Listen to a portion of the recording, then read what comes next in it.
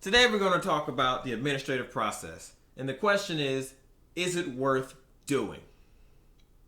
To answer this question, we have to ask some more questions. So let's look at each question and then you can decide for yourself, is it even worth the time or the money? Do you have the authority? Now we have to look at, do you have the authority to even do an administrative process? As many clients as I've dealt with, some of them start writing letters to people thinking because silence is acquiescence that they can write this letter and, if you don't answer me, then I can take your car and then that's it. It doesn't work like that. Silence is acquiescence only when there is a legal or moral obligation to respond. That's it. So it's not overall, if anyone goes silent, then people got that mixed up. I don't know who's going around giving seminars on false information about silence being acquiescence in general, because it's not. There must be a legal or moral obligation to do so. So if you don't have the authority or you're not in the position where you have an interest in whatever subject you're talking about, then you don't have the authority and your administrative process isn't worth anything. Notaries. Now, the notary aspect of an administrative process varies depending on who you're doing it with. Some notaries would do it for free for you. Some people would charge you $200. And depending on the situation, is it really worth spending all that money? And most of the time I would say, probably not. There's a book called The Executive Trustee's Guide to Mailing that goes over the whole aspect of the notary's role, and even if it's just a third party, and how that affects your administrative process. But really you have to question, is what I'm doing, is that necessary for my administrative process? Or could I just send them letters back and forth and do certified mail and say, I'm fine? Templates. Most administrative process comes with templates. You're finding some template online on some website and you're just filling out your information, kind of hoping that the aspects of the template fit because you may not understand certain aspects of it, and then you're firing them off. But the problem is that these templates usually come with some form of threat. In so many words, it may be eloquently put, but it's a threat nonetheless to someone who understands the legal language. And if you are not willing to back that up, that template now becomes a danger to you because it's probably going to get you in more trouble than if you just wrote a letter from scratch. An administrative process is a 3-step process. It doesn't necessarily mean it's a 3-step process that has certain words and at the bottom it has a standard language about affidavits and it's a declaration and it's all this other stuff. All that isn't necessary all the time. Actually, most of the time it's not necessary. So if you have a template for your administrative process, not to say that the templates don't work. They came from processes that did work, depending on who you got it from. They did work. But can you get that template to work is the question.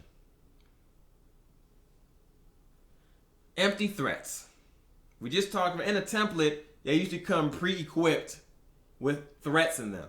If you're not willing to take it all the way to the end, or whatever threat you put in there, I would not start an administrative process. You're wasting time and you're wasting money. I've seen people do administrative processes and the person who they thought was going to go silent actually came back with an affidavit and rebutted everything they said. In this particular process, they use an affidavit. Not that they're necessary in all processes. Everyone's doing conditional acceptance / affidavit. All this may not be necessary and just be a big waste of time because they're empty threats. Don't make empty threats. If you're going to have a template and you have to strip it all the way down, taking all the threats out, then you might as well just start from scratch from what you're going to do. So if you're going to do an administrative process, be willing to go all the way with it. So whatever threat you put in there, no matter how overt or subtle, you got to make sure you follow through. You're just wasting time. You're just hopefully trying to scare the person into doing what you want. It just doesn't work like that. You can't hide behind paper. Unfortunately, that's what a lot of people do. I'm going to send you a bill and I'm going to charge you for all this, but guess what? You don't follow through on that bill. And you have this fee schedule that you got from some template online, back to those dangerous templates. And guess what? You're probably not going to follow through with that. Can you effectively make a fee schedule work? Yes. If you go on a website, there's evidence of people in the public news that have made fee schedule works. And there are examples of people making fee schedules work. But can you get it to work? And are you willing to go all that way to fill in those threats now? Sometimes a lawsuit is just better. A prime example of a situation where a lawsuit is simply better is a debt collector. Now, debt collectors come in all shapes and sizes, and people throw administrative processes at them. It's not worth it. You can send one debt verification letter and end the whole thing. Because if you do an administrative process, could it be that the debt collector or their legal team is construing your administrative process as a debt validation letter? And that's where they stopped harassing you. So you just spend $200 on a notary to do your process, plus shipping and handling. And then you send all those letters off. And you just spent all that time and money when all you had to do was send one letter. If you go to the website, we'll give you that same very letter for free. And you send it off. It's just more effective with debt collectors. So it doesn't work for everything. Sometimes you have to really look at what's involved before you sit off and you launch an administrative process. An administrative process leads to a lawsuit. I find it rare that an administrative process alone can get a job done.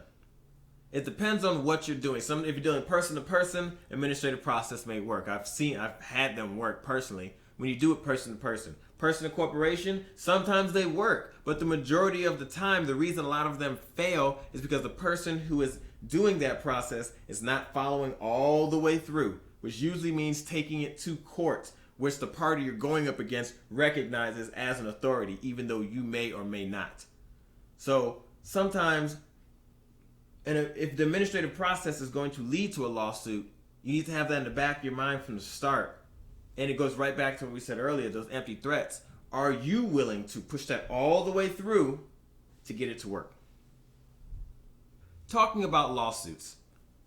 If you're going to do an administrative process and you're not ready for a lawsuit, then I don't see why you would start in the beginning. But if you do an administrative process and you are ready to do a lawsuit to follow all the way through with it, in the info box we have links for you to help you figure out how that whole court system works. So just click on the links in the info box. An administrative process is not a catch-all tool. Now, everything that we just said has a bunch of different variables. And everyone thinks that I'm just going to throw an administrative process at all my problems and they're going to go away because all these internet sites got you hyped up and you find a few success stories and you think, oh, it's going to work. It worked for that guy. It's going to work for me. Well, the problem is with success stories or anecdotal evidence that you get online is that you don't get all the details. You don't know if that person did something additional or if there was something else happening in the background. They can only write so much online, or even as a video, they can only tell you so much. And there are different variables in the background that are not going to be the same as yours. So before you launch into any type of adversarial event, think about, is an administrative process something that I want to do? Is that a valid tool or an effective tool? Is that an effective tool that I can use to come to remedy with the current situation I have? And think about all the variables involved. Sometimes a simple letter is better than a whole 3-step process. Sometimes a lawsuit is better than a whole 3-step process. And sometimes just ignoring people works. But you have to understand the variables. So an administrative process is not a catch-all tool. So don't get hyped up. Don't get caught up in the hype and it sounds great and you're emotionally involved in it because it sounds like it should work because someone made it make sense. And I could really make anything make sense as long as I get you to believe a false premise. We go into all that. There's on authority. It's all types of videos we have. Go visit the website, sign up for the email list, and we can go over all that. So the main thing is, don't use the administrative process as your new toy that you use on everything. It is a tool that cuts both ways. It cuts both ways in the fact that you may now have someone who was going to not attack you so hard and you just pissed them off with your empty threats and your templates that they can probably just go online and see that all you did was copy and paste and add in your information. Because if you sent me something like that, I would know you don't know what you're doing. The courts are being flooded with these things and they can start to see a pattern. They're all coming from certain sources and they all start to look the same after a while. So if you're going to do administrative process, the most powerful ones I've seen are all 100% custom. They don't follow a template. The person executing it is putting themselves in the document.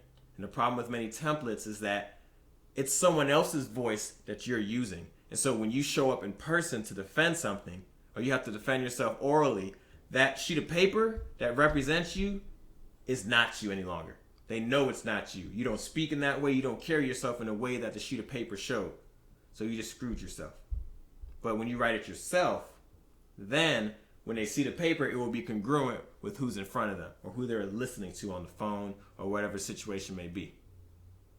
So that's the administrative process. It's up for you to decide if it's worth it or not. So this executive trustee training on is the administrative process worth it? Subscribe to our YouTube channel. Go to the website, sign up. There's a lot of free information there. There are some templates. We avoid giving out templates, but the ones that we do give out are solid. There are some templates there. Download those, use them, listen to the Wednesday calls. Go do all that stuff. Like us on Facebook. Do all that. Or what is it? Twitter and all that other crazy stuff. Just go do all of it right now. It's going on. Matter of fact, I know it's on the screen right now. You're just only seeing my voice. You're going to hear my voice, not see it. Hear it. Yes. Go sign up.